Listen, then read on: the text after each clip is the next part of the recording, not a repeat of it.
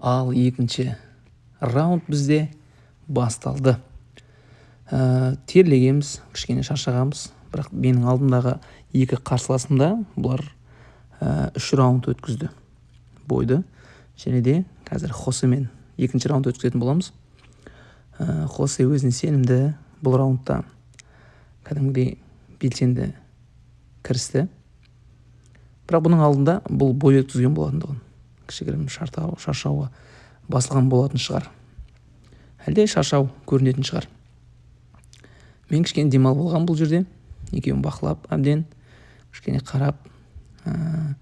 Бірақ сонда да бұл әдет пе екен, алдың қол түсіп жүреді. Басты, бетті жауып, жинақы жүру жоқ. Бірақ десек те енді алдың қолдар жеткізіп ұруға тырысып жатырмыз. Қараңыздар. Хосенің негізі шаршағаны білініп тұр. Аздап. Қол аяғы ұзын негізі. Мінекей джебтармен артқы қолды қосып, арасында ауыстырып. Негізі секіріп аяқпен жұмыс істегенде қосу керек екен әбден. Мына жерде шлемі кішкене босап, айналып кетті. Көздерін жауып. Бұл сәтте мен ойлап қалдым, енді тоқтап қалатын шығар. Шаршап қалдым екен. Перчаткамды шешіп демалып алайын ба деп қоямын бір ой. Жоқ, қазір кішігірім жинақталып, ол да демін алып, шлемін киіп жатыр осы жерде. Жіппен байланатын шлем екен бұл да. Оны киіп қазір қайттан келеді, қайттан оқталады. Бұл кезде менің тағы бір қарсыласым дем алып жатыр. Бұдан кейін қазір сонымен шығатын боламын. Хосе бірақ жақсы, өте жақсы. Алдыңғы жептері, артқы қолдары өте, қолдар ұзын, бойы ұзын, жеткізіп, тигізіп жатыр негізі. Мына жерде қайтып оралды. Ал бізде бой әрмен қарай жалғасын табатын болады. Енді 1,5 минуттай ма уақыт өтіп кетті. Енді бізде 1,5 минут қана қалған шығар. Енді қазір нағыз қазақтың қайсар баласының бойын көрсететін боламыз енді. Осы жекпе-жектен кейін қайттан шығамыз деген әңгіме болған жоқ, ешқай жақтан. Екеуі де кішкене әңгімеге тартылмай, екеуі де давай демей кетіп қапты одан кейін. Хоседе видео болатын тұғын. Мен қазір өзіме осы бір ғана ракурстан түсірдім. Ол жоғардан түсірген бір ракурстан видеосы болатын тұғын. Соны жіберем деп, бірақ жібермей, ештеңе демей, ендеме кетіп қапты. Соған қарағанда ренжіп қалды ғой. Мына жерде печіннен жақсы кірді. Мінекей беттен де ауыз алдыңғы жарып кіріп жатқан жайы бар. Міне бұрышқа тақап, біраз соққыға ұрып, осы кезде үшінші соперник қаш деп подсказка беріп, себебі енді бір-бірін таниды олар. Ұрғызба деп ағылшынша неғып жатқан болатын. Мен де бітті, мен ренжіме деген сияқты қып, қатты жүрсем ренжіме деген сияқты құшақтап рахметімді айттым. Good job деп. Good job, boy. Негізі еңкеймеу керек екен. Мен мына жерде өкпем кішкене уже шаршап еңкейіп жатырмын. Негізі еңкеймей жүру керек екен. Сондықтан бұл енді алғашқы тәжірибелер, ешқандай бұрын соңды боксқа қатысып, ұзақ уақыт бір халықаралық дәрежедегі немесе үлкен жарыстарға қатысқан жоқпыз. Мінекей американец екінші қарсыласым. Жылқынып тұр ғой. Мінекей алдыңғы жептермен бізде осал емеспіз деген сияқты. Шаршап тұрсам да енді бұқсаң сұға береді, себебі шаршап тұрғанды біледі.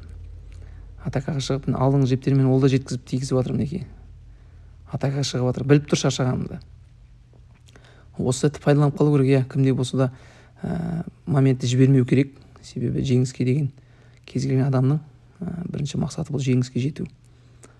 Сондықтан да бұл екінші қарсыласыммен бой кішкене ауырлау болды. Бірақ десек те бұның да нокаутқа жібермесек, нокдаунға жібермесек те, бірақ сәл есе бермедік. Жалпы мінекей алдыңғы жептармен қолым бәрі түсіп кеткен.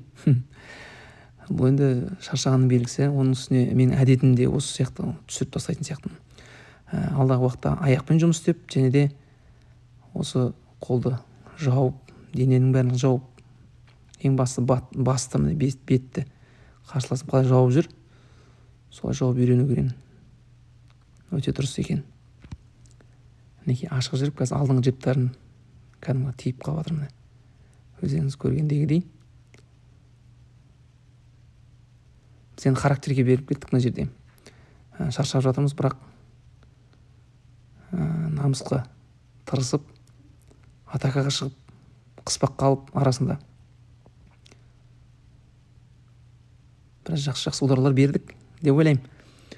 Енді достар, бұл екінші раунд. Қазір осыны көріп отырсаңыздар, сіздер де астына комментарий қалдырып, жұмыс жасау керек тұстарымызды, осал жақтарымызды, қалай жұмыс жасау керек, барлығын астына жаза кетіңіздер. Ой пікірлеріңізбен санасатын боламыз. Неге? Осындай кезде уақыт өтпей кетеді негізі. Әншейінде 3 минут деген телефон шұқыласаң немесе басқа нәрсе жасасаң өте тез уақыт өтіп кететін уақыт.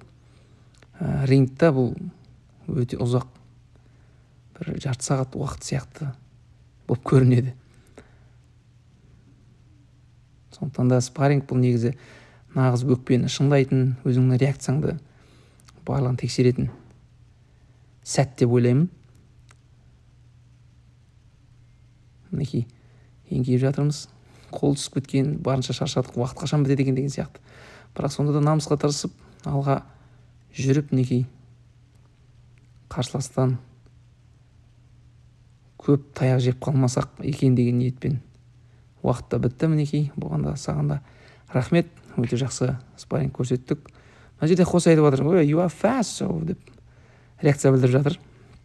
Рахмет деп өкпе өшіп қалды. Сонда құрметті достар, бұл енді екінші раунд және екінші жекпе-жек.